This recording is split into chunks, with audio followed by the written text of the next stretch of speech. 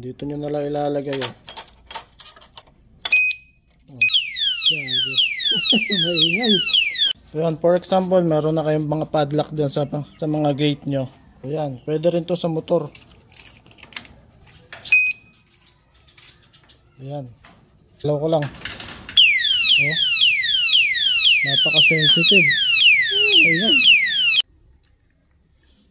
So, ito yung battery pack nya. So, isasalpak mo lang siya doon. So, ito yung reserva, bali 6 na battery. So, ito mga paps, meron tayong dumating na parcel. Mainit-init pa. Buksan natin. Napaka-importante ng parcel na to mga paps. Bilang isa sa mga mahigpit na security, no. Bawa maalis kayo ng bahay, kailangan nyo to. Ito lang naman yung yung padlock na may sensor, merong alarm. Alarm lock. Kung paano ito gumana ay alamin natin, no. Hindi ko pa rin alam. Meron siyang battery. Tapos ito. At saka susi, 3 piraso na susi. Waterproof. Ibig sabihin, may nakalagay na meron siyang mga battery. So meron siyang sequence na mag-a-alarm. Hindi siya mag-a-alarm kapag baliktad yung kabit mo ng U-bolt. U-bolt ba to? Babaliktarin mo siya. Hindi siya pong makapasok kapag ayun lang talaga eh. So ngayon may susi, may battery dito siguro. Wait lang.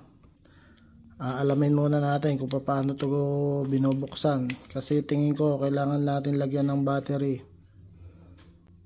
Siyempre pag may alarm, o baka speaker to. Made of hard plastic. Ayan. And don't worry, pwede naman siya daw sa waterproof naman siya. So mayroong Phillips screw doon sa loob. At try natin tanggalin yung dalawa. Angat na. So tama yung hinala ko, no? Na dito ilalagay yung saan? Tingin ko may battery na siya dito eh. Nandito na yung battery niya. Reserva. Ayan ang battery niya. Ito yung battery pack niya. The moment of truth testing. Aba?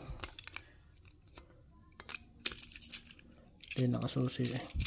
Ayan. So hindi siya naka-on.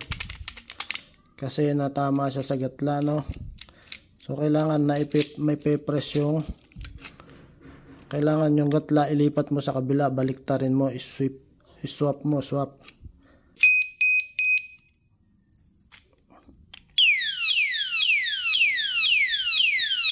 Maingay. Ayan yung mechanism niya. Kailangan matamaan niya. Mailubog para mag power on.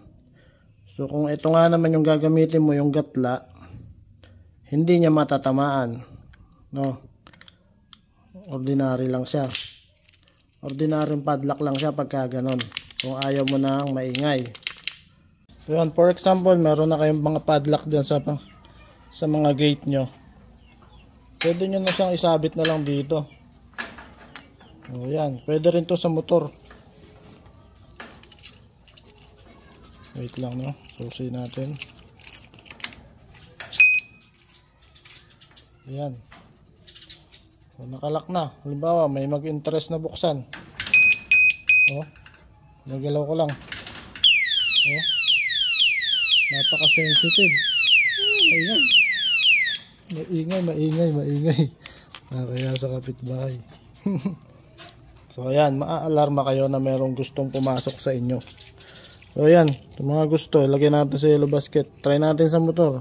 Halimbawa, motor nyo nasa labas. So ito mga paps, no, kung sakali ang motor nyo ay pinapark nyo sa labas ng bahay para hindi hindi maitulak o hindi manakaw, ganito na lang gawin nyo. Bili na lang kayo ng ganito. Dito nyo na lang ilalagay. Dumulas pa. Yan. Padlock nyo na lang na ganun.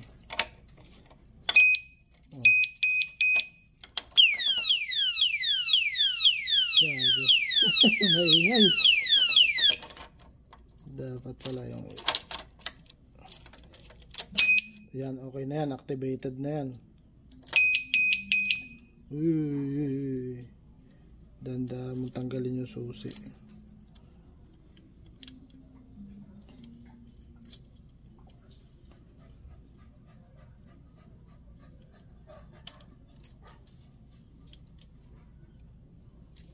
Ayan. So kapag yan natulak, halimbawa nagalaw yung manibela na ito, nagalaw na ganun,